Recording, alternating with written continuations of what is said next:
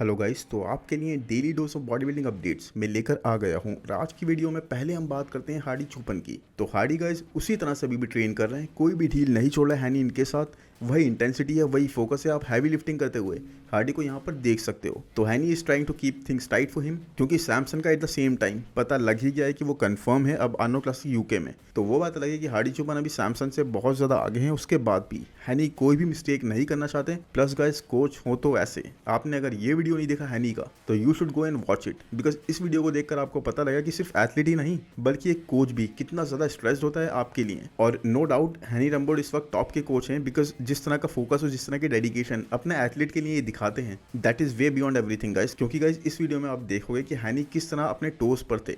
कभी यहाँ जा रहे हैं, कभी इनका लंच मैनेज करना है, कभी टैनिंग पे ध्यान देना है, कभी स्टेज की lighting. Yes guys, he was watching for the stage lighting as well, कि वहाँ पर लाइटिंग कैसी होगी, मेरा एथलीट कैसा लगेगा, किस तरह से उसको मील फीड करने है, किस तरह की टैनिंग होनी चाहिए। Everything was being looked over by हैनी रैम्बोर्ड।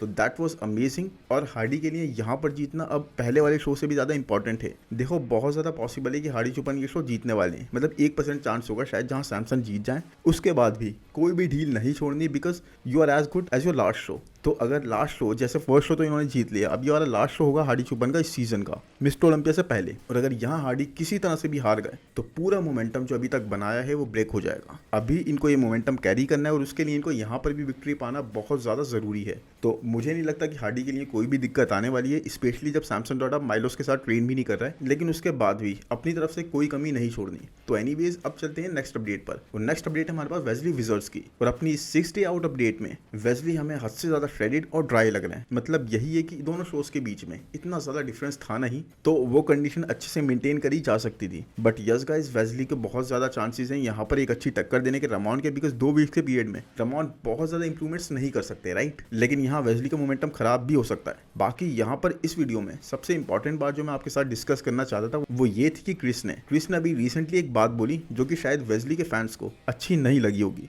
क्रिस ने यहाँ पर बोला कि वेस्ली ने इन दोनों को बीट कर दिया है, रमॉन को, रूट्स को। That is a really good thing. But दोनों ही ऑन नहीं थे, दोनों were not at their best. मतलब दोनों अपना बेस्ट पैकेज नहीं लाए थे, इसलिए वेस्ली उन्हें बीट कर पाए। एक तरह से क्रिस का मतलब यही था, आप खुद देखो इस क्लिप के अंदर। तो वही है गाइज, ये बात अभी बहुत लोग बोल सकते हैं और एक्चुअल में ये बात कहीं ना कहीं सही भी है, because Ramon was not 100%, Urs was not 100%। But उसके बाद भी गाइज रमॉन से तो चलो मैं कॉम्पिटिशन वेस्ली का समझता हूँ, बट उसके अराउंड आई थिंक ये जो हाइप है ना, ओवर द टाइम ये कम होती चली जाएगी। बिकॉज उस माइंड गेम तो बहुत अच्छे खेलते हैं और एंटरटेनिंग भी होते हैं शो के टाइम पर, अपनी पोजिंग जिस तरह से वो करते हैं। But over the last couple of years कोई इतनी सिग्निफिकेंट इंप्रूवमेंट्स वो नहीं ला रहे। ऑफ सीजन में वो काफी बल्कि हो जाते हैं, बट अब स्टेज पे आते हैं, स्टेज पर उस तरह की इंप्रूवमेंट्स उनकी, उस तरह का मसल मास उन पे नहीं दिखता। और यहाँ पर तो बहुत स्मॉलर लग रहे थे वो साइज में भी। वहीं अगर हम वेस्ली की बात करें तो he was massive, he was really big. मतलब वो सबको ड्वाफ कर रहे थे इन टर्म्स ऑफ साइज। और अगर आप लेग्स को देखोगे, क्वाड्स को देखोगे, तो यस मसल मास थोड़ी सी कम है, क्वाड्स में भी इनको साइज और ऐड करना है। उसके बाद भी गाइस इनके डीप कट्स जिस तरह के थे, they are really clean.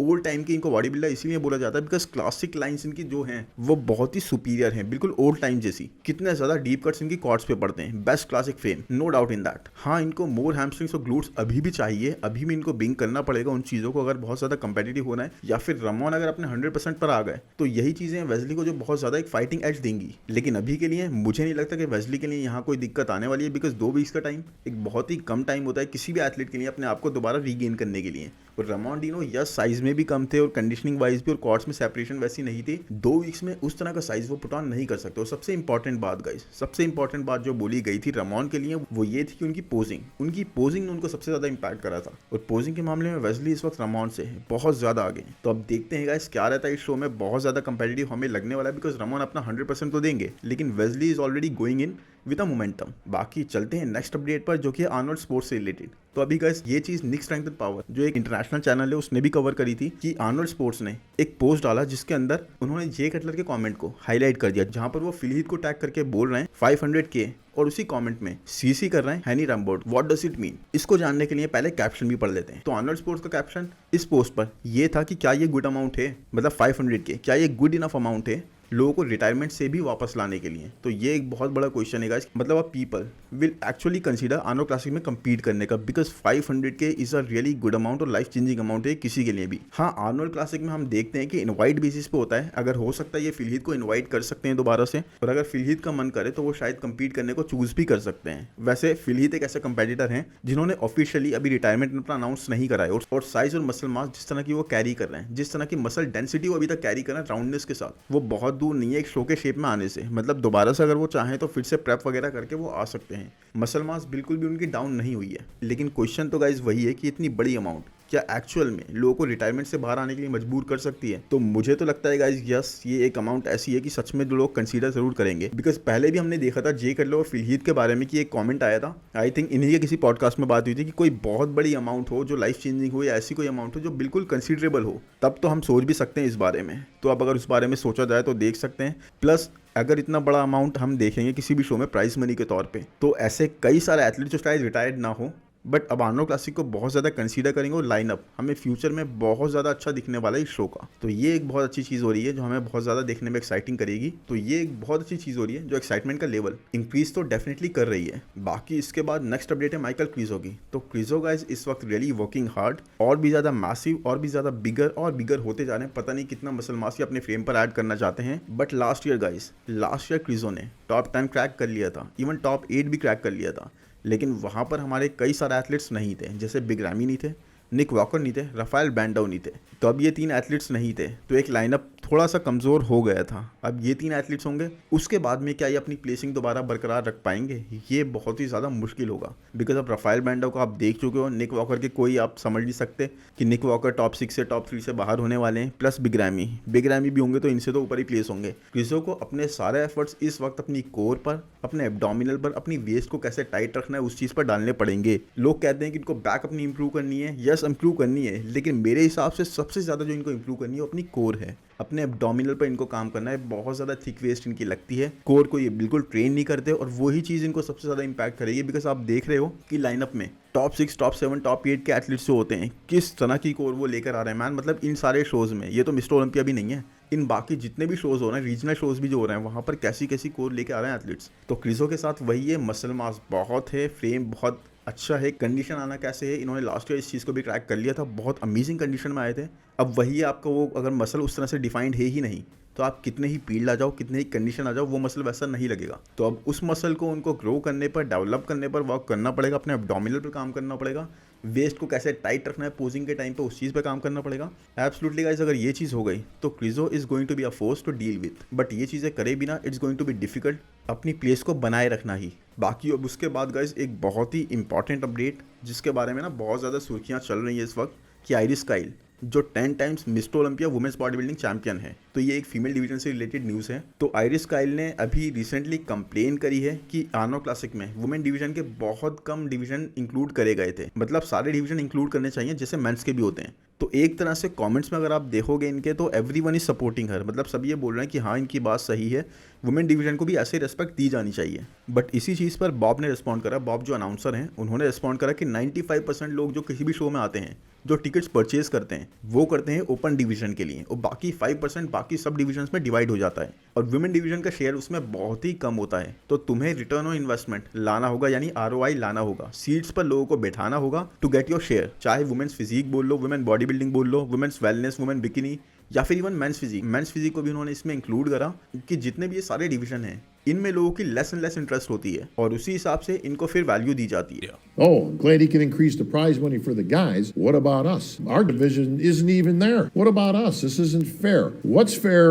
What's equitable? Listen, especially some of the ladies' divisions, okay? This is a business first and foremost. At the NPC level, 2/3 of the divisions are women. When you get to the pros, every division except for the bodybuilding division, classic physique is bodybuilding. They wear different shorts, but it's still bodybuilding. Men's Open and Classic are the 2 biggest breadwinners that we have in at the pro level. 95, and I'm being nice with this, might be higher, 95% of the people that are there for the Open. That's a fact. Again, folks, I work behind the scenes on this stuff. Trust me. As a promoter, and I've done that as well, you got to put your eggs into a basket that's going to have an ROI, a return on investment. When you get to women's physique, women's bodybuilding, wheelchair, even men's physique, there's less and less interest. तो एक तरह से अगर देखी जाए तो बात तो गाइस कहीं तक तो सही है, बिकॉज ओपन डिवीजन का जिस हिसाब से रिस्क होता है, जिस हिसाब से फ्रीक्स होते हैं, जिस हिसाब से पुश बॉडीज होती हैं, उस हिसाब से ही लोग टिकट्स बाय करते हैं और ओपन डिवीजन ही हर शो का मेन अट्रैक्शन होता है। तो एक तरह से आप इसको देखो तो मैंने एक कमेंट भी पढ़ा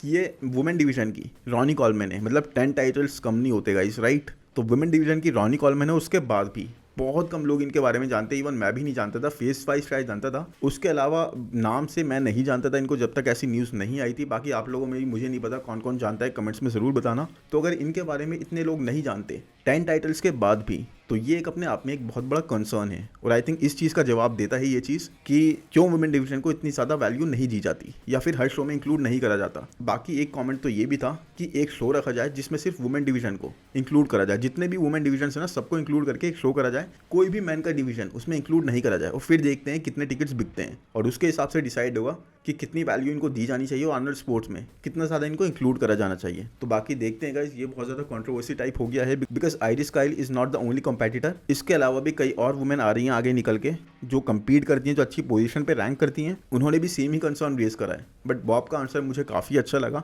कि भाई आप सीट्स बुक करो, आप सीट्स फिल करो और उसी हिसाब से आपको वैल्यू दी जाएगी। और उसके बाद गाइज अब चलते हैं नेक्स्ट अपडेट पर, जो कि है आंद्रे प्रेस्टी के बारे में। तो आंद्रे प्रेस्टी का बल्क कह लो, ऑफ सीजन कह लो, दोनों चीज़ें कंप्लीट हो गई हैं। तो आंद्रे इस वक्त वर्क कर रहे थे अपने लेग्स को ग्रो करने पे, बिकॉज इनको फीडबैक भी वही मिला था कि अपने लेग्स को तुम ग्रो करो, अपनी क्वाड्स को ग्रो करो, बिकॉज आपका अपर जो है, आपका अपर बहुत ज़्यादा हैवी है, बहुत ज़्यादा स्ट्रांग है, आप बहुत ज़्यादा वाइड शोल्डर्स कैरी करते हो। मतलब इनके शोल्डर्स तो आप देखोगे ना इतने ज़्यादा वाइड हैं कि अच्छे अच्छे एथलीट्स इनके पीछे खड़े होकर पूरी तरह से छुप जाएंगे। वही है, इनको अपने लेग्स को ग्रो करना था। अब पता नहीं इन्होंने कितना ज़्यादा करा, उसकी कोई इन्होंने अपडेट तो दी नहीं है। हाँ, लास्ट ईयर अगर बात करें तो लास्ट ईयर आंध्रा की प्लेसिंग आई थी 12th, और वो भी एक वीक लाइनअप पर गाइस। मतलब आप समझ सकते हो कितने सारे एथलीट्स नहीं थे, कितने सारे एथलीट्स 100% नहीं थे, उसके बाद भी ये 12th आए थे। तो आप इस साल तो जानते हो सारे ही एथलीट्स यहाँ पर होने वाले हैं वापस। निक वॉकर हो गए, बिग रैमी हो गए, रफाइल हो गए, प्लस कितने न्यू एथलीट्स भी होने वाले हैं, जैसे कि गुडविटो के बहुत ज़्यादा चांसेस हैं वो क्वालिफाई कर ही जाएंगे, कार्लोस थॉमस जूनियर वो भी क्वालिफाई कर जाएंगे, विलियम मॉनिक भी क्वालिफाई कर जाएंगे। तो यही सारी चीज़ें हैं, बहुत सारे एथलीट्स होने वाले हैं। तो लास्ट ईयर आपने एक वीक लाइनअप पर जब 12th प्लेस लाए थे, तो इस साल आपकी इंप्रूवमेंट्स बहुत ज़्यादा वर्दी होनी चाहिए मैन, नहीं तो इस साल भी आपके साथ वही होगा जो लास्ट ईयर हुआ और प्लेसिंग आपकी और ज़्यादा नीचे गिर जाएगी इवन आफ्टर इंप्रूवमेंट्स। बाकी नेक्स्ट अपडेट की बात करें तो वो है मार्टिन फिट्जवाटर की, जिनकी हाइप एक तरह से एंड्रू जैक ने पूरी ले ली थी। और अभी इनके बारे में पता है क्या है, आर्नो क्लासिक ओहायो में ये कम्पीट भी करना चाहते थे, बट क्योंकि आप जानते हो आर्नो क्लासिक के जितने भी शो होते हैं वहाँ पर इनवाइट बेस पे आपको बुलाया जाता है। मतलब आपको अगर इनवाइट नहीं मिला या फिर आपकी एप्लीकेशन एक्सेप्ट नहीं हुई तो आप कम्पीट नहीं कर सकते। तो वहाँ पर मार्टिन ने अप्लाई करा था, उनकी एप्लीकेशन एक्सेप्ट ही नहीं हुई वहाँ पर, तो ही डिड फील बैड, इनको बुरा लगा काफ़ी उस चीज़ से। तो इसीलिए अब ये बहुत अच्छा कमबैक करना चाहते हैं और इस ऑफ सीजन में इन्होंने काफ़ी अपने आप पर काम करा है, मसल मास अच्छी ग्रो करी है, बैक को काफ़ी अच्छे से डेवलप करा है और अब ये वापस आ रहे हैं डिट्रॉय प्रो पे। अब डिट्रॉय प्रो में देखो क्या चीज़ें होने वाली हैं। आर्नो क्लासिक ब्राज़ील के बाद ही है, मतलब उसके नेक्स्ट वीक ही है। तो अभी आर्नो क्लासिक ब्राज़ील में 4 वीक्स हैं और डिट्रॉय प्रो में 5 वीक्स हैं। वहाँ पर ये होने वाले हैं और बहुत ज़्यादा चांसेस है कि वहाँ रफाइल बैंडो भी कम्पीट करेंगे और गुडविटो जो कि आर्नो क्लासिक ब्राज़ील में कम्पीट करने वाले हैं वो भी वहाँ पर कम्पीट करेंगे। तो अगर ये दोनों कंपेटिटर वहाँ पर आ गए, मार्टिन की ये चीज़ें वैसे ही डिफिकल्ट होने ही वाली हैं। साथ ही गाइस कार्लोस थॉमस जूनियर, उनका तो कंफर्म है कि वो डिट्रॉय प्रो में कम्पीट करने वाले हैं। तो देख लो चीज़ें कितनी डिफिकल्ट हो जाएंगी मार्टिन के लिए। मतलब इन 2 शोज से क्वालिफाई करना बहुत मुश्किल हो जाएगा, ये तो किसी भी एथलीट के लिए। और अगर रफाइल ने दोनों में कम्पीट कर लिया तो दोनों शोज रफाइल के ही हैं मेरे अकॉर्डिंग। तो बाकी देखते हैं किस तरह चलता है। और आई होप गाइस ये वीडियो आपको पसंद आएगा। अपडेट्स तो अब भर भर के आ रही हैं और उसी तरह से मैं वीडियो बनाना चाहता हूँ। अब मुझे एक चीज़ और बता दो, अब मैं सोच रहा हूँ 2-2 वीडियोस बनाने की डेली नहीं तो किसी दिन में 2-2 वीडियोस भी अपलोड करना चाहता हूँ। तो क्या आप लोग 2 वीडियोस को भी उसी तरह से देखोगे, उसी तरह से लाइक्स और कमेंट करोगे? बिकॉज आप करोगे तो मैं उस तरह के एफर्ट्स डालूंगा। और इस वीडियो पे आप लाइक करो और कमेंट करके मुझे इस चीज़ का रिस्पॉन्ड करो कि आप क्या चाहते हो 2 वीडियोस बनाऊँ डेली के, मैं जब भी अपडेट्स ज़्यादा हूँ। बाकी चैनल को सब्सक्राइब करना तो बिल्कुल नहीं भूलना, नोटिफिकेशन बेल को दबाना भी मत भूलना। Thank you, bye bye.